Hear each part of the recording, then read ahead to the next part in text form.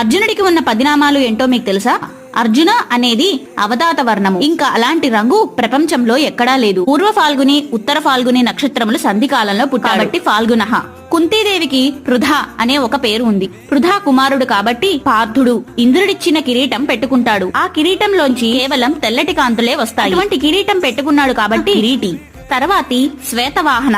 ఆయన రథముకు కట్టిన గుర్రములన్నీ తెల్లగా ఉంటాయి. అర్జునుడు యుద్ధం చేస్తుంటే చూసి జనులు ఆశ్చర్యపోయేవారు.